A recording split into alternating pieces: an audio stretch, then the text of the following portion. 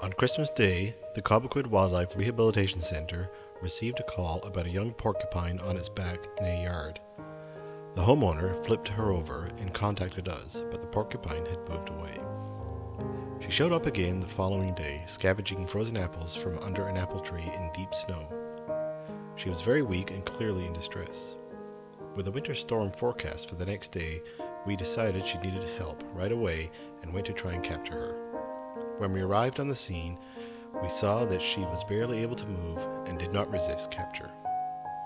We returned to our centre and gave her some time to let the stress of the capture wear off. This is a common procedure at the CWRC unless the animal requires immediate medical intervention. This gives the animal some time to adjust to the smells, sights, and sounds of their new environment.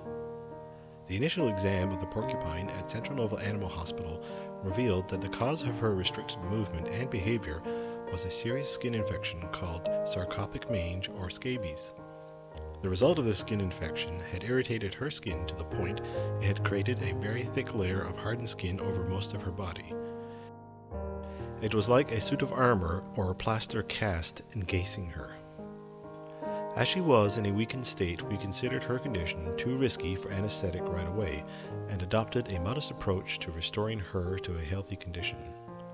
Her initial treatments consisted of antibiotics, Revolution, an anti-parasite drug, and fluids given subcutaneously, which was tricky given her combative demeanor and not to mention her quills.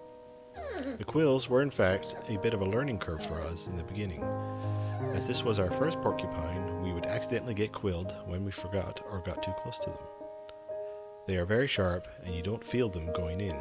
However, because they are barbed, you certainly feel them coming out.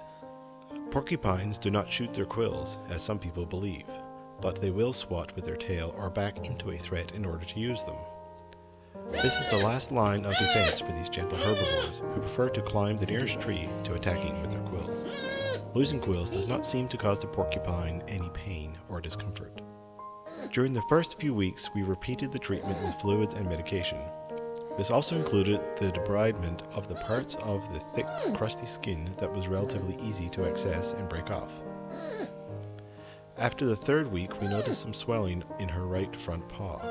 We decided that as she was eating well and had regained enough strength that she could be anesthetized. This would allow us to look more closely at the paw and remove most of the dead skin with the least amount of discomfort to her and risk to ourselves. This procedure was very successful. The porcupine handled the anesthetic very well and we were able to remove most of the hardened skin.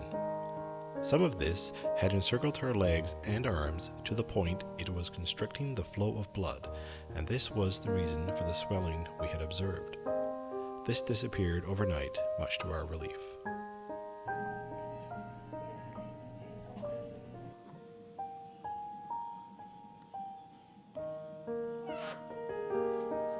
Because the layers of skin had grown up through the quills and fur, much of these came off when we removed the skin.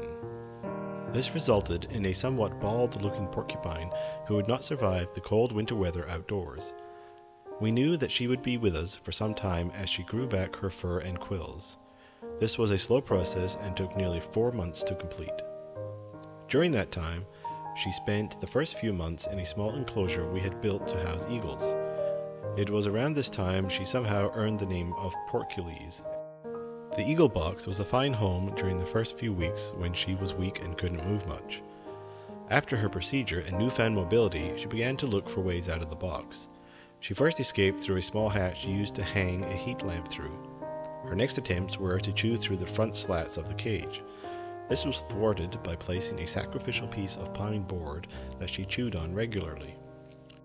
Her third attempt was to hang from the slats in the top of the cage and chew at them, earning her the temporary moniker of Porc du Soleil, after the famous Canadian acrobatic group Cirque du Soleil. During her recovery, her diet varied a little. When she first came in, she was only eating rotten apples from the apple tree she was found under, but that was not sufficient enough for her to regain her strength. We knew that porcupines require salt, so we provided peanut butter for the salt and protein. This was given to her on bread from Fraser's, a local bakery, and she would not accept any other substitute. This became her go-to food throughout her recovery. She also enjoyed squash, carrot, canned corn, corn on the cob, cracked corn, and rodent chow, along with branches from a variety of tree types that porcupines would normally eat. By the time April had rolled around, most of her fur and quills had grown back, to the point that exposure to the cold for brief periods would not be an issue for her. We began to take her to an enclosure outside that was 4 times the size of the one inside. Here she had much more room to explore and, to her delight, a small spruce tree left over from Christmas.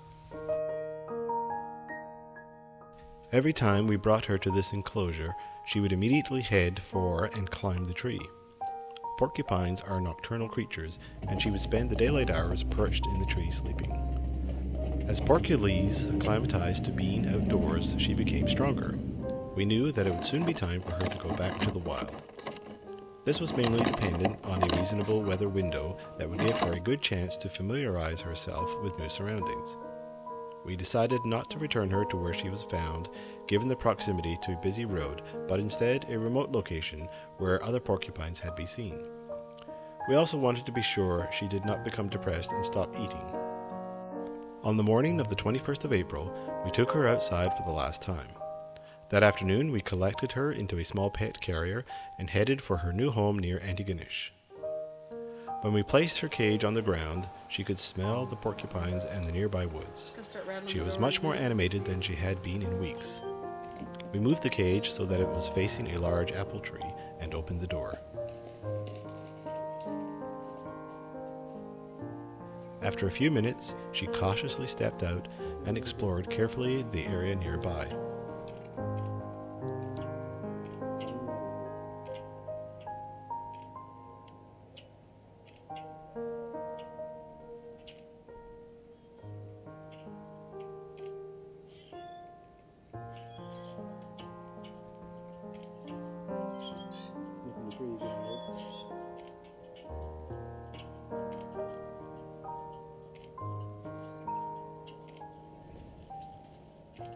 Within a few moments after that, she headed for the apple tree and climbed it.